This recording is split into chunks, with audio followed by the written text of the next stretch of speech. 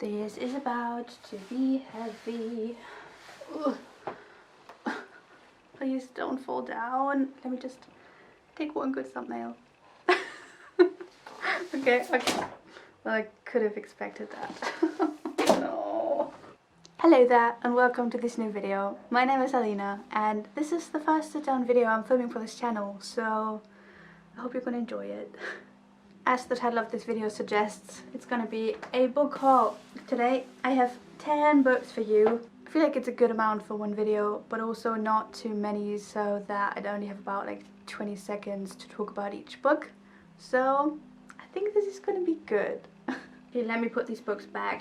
It was my birthday pretty recently, so most of those books, I don't know if it's most, but many of these books I received as presents, but I also bought some of them myself, which is fine because I've been pretty good with buying books this year, and also it's better to spend your money on books than on drugs, right? At least my mom said so. So let's start this book haul off with a very well-known brand new release, and it's the new Kazuo Ishiguro book, Klara and the Sun. You've probably heard of this book before, right? Or at least seen the cover. This book is about Klara, an artificial intelligence that spends a lot of time in the store that she and probably other artificial intelligences, what's the plural of an artificial intelligence? Artificial intelligence. This video is already starting on a high note. Great. So she's spending a lot of time in his store and she has exceptional observational skills. So this book has a very interesting narrative because it's not too often that we read from the perspective of an artificial intelligence, right? So we see humankind, or a lot of humans that are in the store and past the store, from someone that's not human herself. And I feel like that distance we get from a non-human narrator that talks about humanity has a lot of potential to give us new insight or new angles to what it means to be human. I feel like I used that word, humanity, humankind, a lot while talking about this book. But this is what the book is about. It's also about like what it means to love. I'm also very interested to see how someone that's at its core a machine is talking about the modern world, as it says in the synopsis. So I'm looking forward to reading this book, hopefully in June. Also, I got this book as a pre-birthday present from my friend Monia, and I unpacked it in a vlog. I'm gonna link that vlog somewhere up here so you can see my initial reaction on receiving that book. Yeah, I'm very happy. Thank you, Monia. The next two books that are new in my book collection I'm very skeptical of. They are both by a very famous author, and it's Murakami.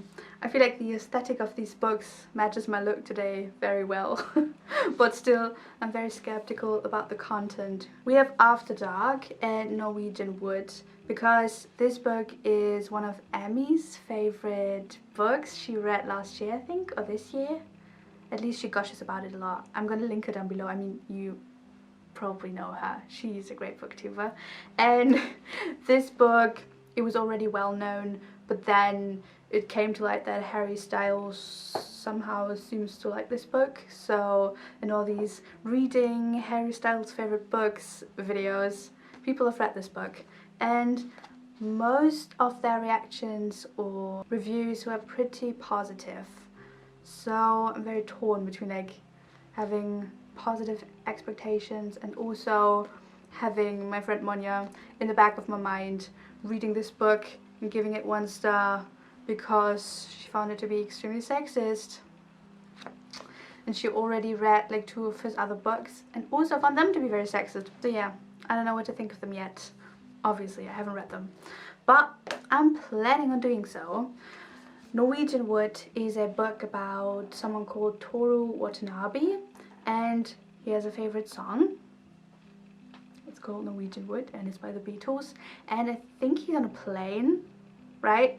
I think I read like the first 5 pages of this book, and it starts off in an airplane while the plane is landing in Hamburg, which is funny because I am in Hamburg currently.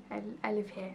And the protagonist listens to that song and he is immediately reminded of the former girlfriend of one of his best friends, I think.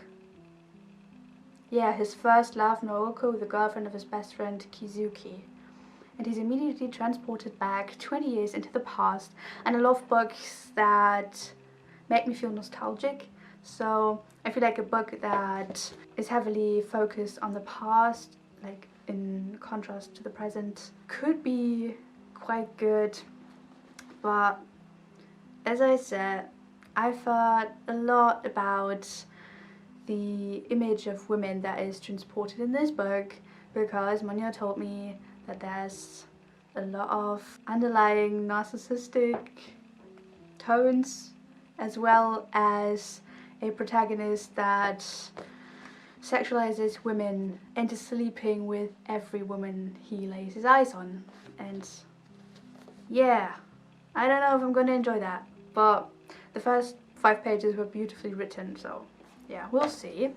And then there's After Dark, and I don't know much about this book, to be quite frank. It only has like 200 pages, and I know that it takes place in the span of like 24 hours-ish, or exactly 24 hours, I don't know. And it's very much focused on living in the city. And then there's nothing else I know about this book. I know that it's supposed to be very magical and a little confusing. So that's that. I don't know which book I'm gonna start with first, but yeah, I have them as part of my book collection now, so I could read them potentially if I wanted to. I can't wait to read the next book I'm about to show you, because it seems to be so similar to one of my favorite books of all time, Daisy Jones and the Six. I love that book so much, and I feel like it's kind of great that I started a new channel, because on my last one I've talked about that book way too much. So since this is a new channel, you've never heard me talk about that book before. I love Daisy Jones and the Six so freaking much. Why did I tell you this? Because the next book reminds me so much of Daisy Jones and the Six content-wise. It's called Utopia Avenue by David Mitchell, and to be honest, I've never heard of that book before Monya recommended it to me. It's very, very shiny, but I still kind of love the cover. It's very colourful, but I mean, the tones are muted enough. So yeah, this is Utopia Avenue, and it takes place in, I think, London, 1967, and it follows a band. Do you already see the similarities to Daisy Jones and the Six? It follows a band, and I don't think the band members that formed that band knew each other before, like, forming said group. I don't even know what the band is called. Is it called Utopia Avenue? Yeah. Okay, that seems obvious. Ooh, another similarity to Daisy Jones and the Six. The band name is the title of the book. Okay, that was obvious, yeah. And I also feel like the band members come from very different areas in music. Like, we have a female folk singer, a blues bassist, a jazz drummer, and an electric guitarist. And they've been strangers before forming that band. And they create magic. I love how dramatic that is. Ooh, I love that sentence in the synopsis. They are a band from Soho, and they go to the promised land of America, just when the summer of love was giving way to something much darker. A tale of dreams, drugs, sexuality, madness, and grief, and of fame's pitfalls. Capturing a time when youthful idealism collided with jaded reality, this bewitching novel celebrates the power of music to connect across divides, define an area, and thrill the soul. I feel like I need to read this book next, because it sounds so up my alley. I mean, I'm having very high expectations when comparing it to one of my favorite books of all time, but I'm still looking forward to it. Yeah. The next book has a very aesthetic cover, and it also matches my outfit today. It's Plain Bad Heroines by Emily M. Danforth. I mean, take a look at this book. It's very, very chunky, but it's also very beautiful. Like, I mean, take a look at this. This book belongs to me, and it has a map in it. Yeah. Okay, this book is set in 1902, I think, and also like 5 years later. I think It's a story told on 2 timelines, in 1902 and 1907, I think. And it takes place at a boarding school. The boarding school is called Brookhand School for Girls. And it's a story about sapphic love and rebellious female spirits. If that doesn't sound good, I don't know what does. And I think the book is about 2 girls at first, Flo and Klara, and they form a society, and they call it Plain Bad Heroine Society, where they talk about their wildest happiness and ultimately their macabre death. Very similar to Truly Devious and Every Heart a Doorway, there are dead bodies being found at the boarding school, and the boarding school closes 5 years later. I feel like that's the second storyline. Oh, maybe it's also 3 timelines, because it also says over a century later the now abandoned and crumbling Brookhands is back in the news when Wunderkind it's also a German word, so that's where it stems from. With married, Amin publishes a breakup book celebrating the queer feminist history surrounding the haunted and cursed Gilded Age institution. Oh, that sounds so good. I only heard Chloe from Books with Chloe talk about this book before, and I think she found it to be quite mediocre, which is a pity, but I'm still looking forward to reading it. The next book has been gaining a lot more recognition recently because people are turning it into a movie, and it's starring none other than Harry Styles. So you probably already know which book I'm talking about. It's My Policeman by Bathan Roberts. It's soon to be a major film. I hate these stickers that are not stickers. I love that Mary Claire says pitch perfect. So this book takes place in the 50s, and it's about 3 people, probably a love triangle. And it's about Marion, who's absolutely smitten when meeting Tom. And they fall in love, want to spend the rest of their lives together. At least Marion thinks so. I don't know what Tom is thinking. A few years later, Tom meets Patrick. Tom's a policeman, who's all played by Harry Styles. He meets Patrick and they also fall in love. But in the 50s, queer love obviously wasn't respected in society a lot, and probably also forbidden. Very glad that that's not the case anymore. So Tom and Marion stay together because it's a lot more acceptable for him to be married to a woman, but he's in love with Patrick. So the back cover is also stunning. The book takes place in Brighton. I would be lying if I tell you that I've known about this book before Harry Styles was announced to be part of the cast. So I'm not denying that fact. But I still want to read the book before seeing the movie, because I can't wait for Harry Styles to play a character that's in a gay romantic relationship. So looking forward to that. I need to stop saying that. I've been sitting cross-legged on my chair for way too long, so I feel like I need to zoom in so that I can sit normally on this chair. Is this better for you? Yeah? Okay. Moving on. The next book was a present from my friend Mel, and she bought me Writers and Lovers by Lily King, and I love the illustrations on the cover. I'm not sure about like the blue cover, because there's this hardcover edition. Before I describe it, let me just show you this. And I feel like the tone of that cover is a lot different to this one.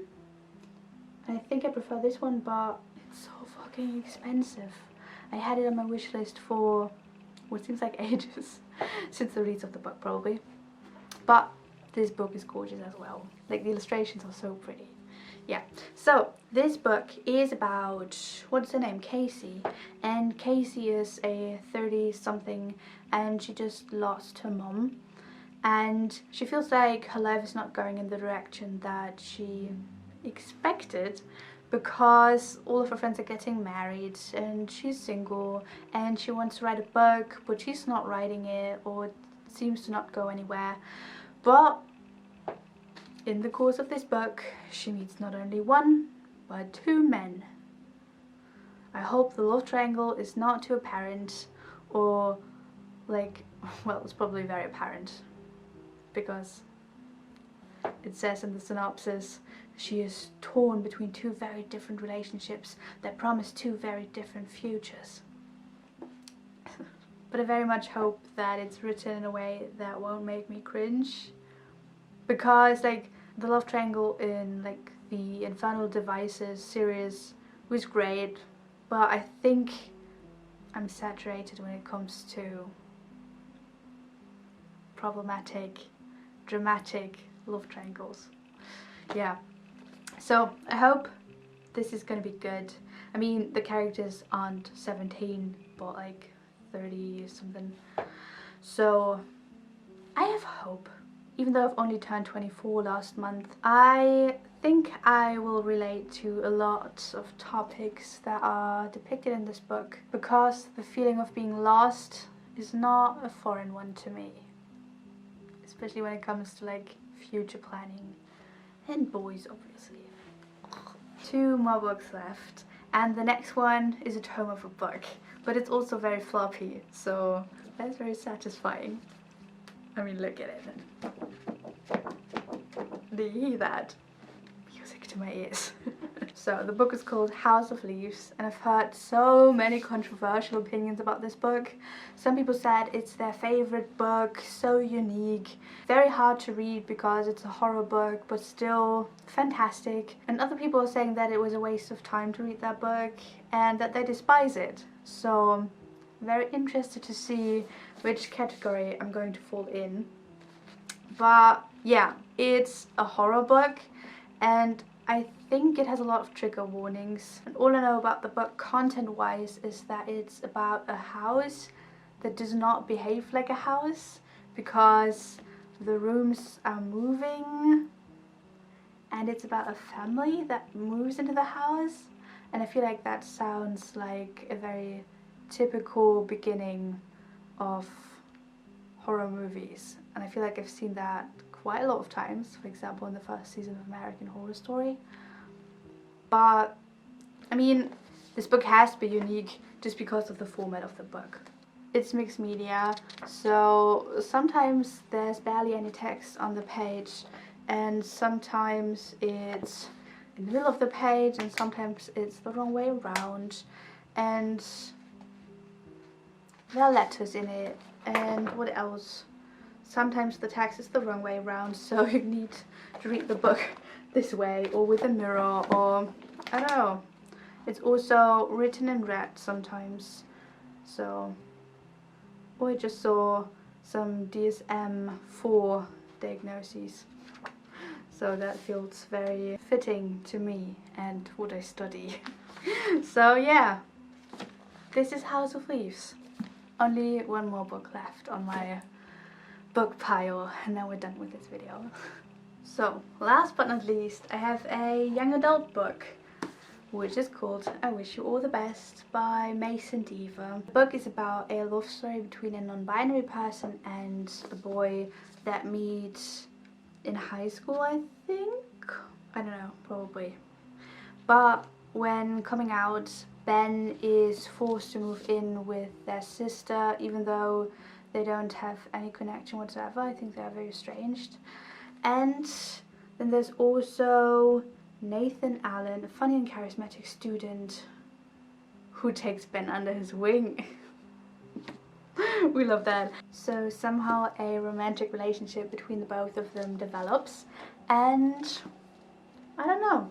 I feel like it's a book that can teach me a lot and also be very entertaining at the same time. And I feel like that's the recipe to most good books, right?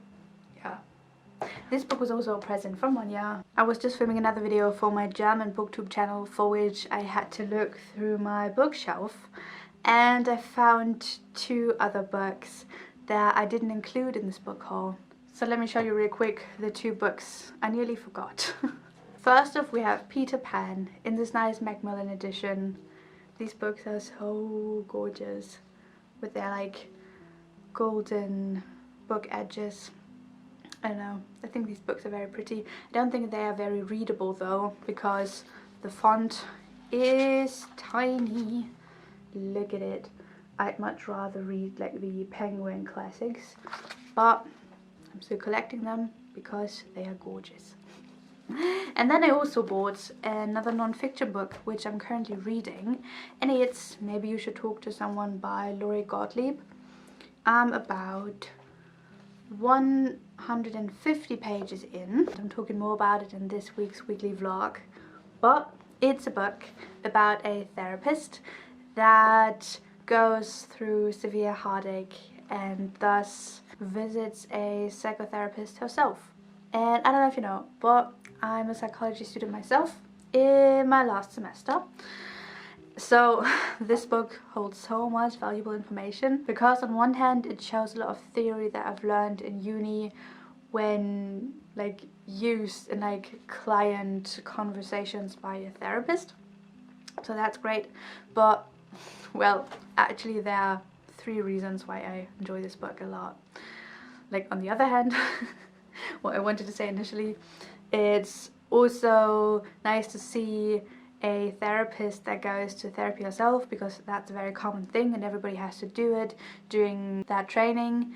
But also like older, more experienced therapists that of course, like all the other people, goes through crises and need counseling from time to time. So that's great when it comes to like stigma. But thirdly, like on the third end, which I don't have, but still, it deals with heartache, and I need that right now. Yeah.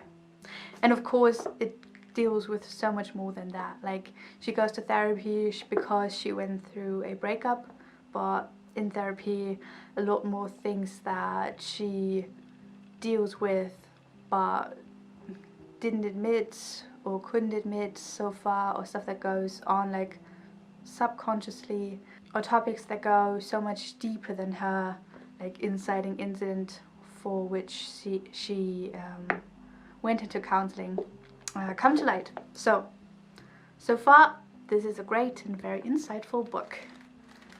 Also, if you're not a psychology student, of course. I think this could be for everyone. It has a lot of life lessons, as well as psychological theory and wisdom when it comes to aging, breakups, life in general, I guess.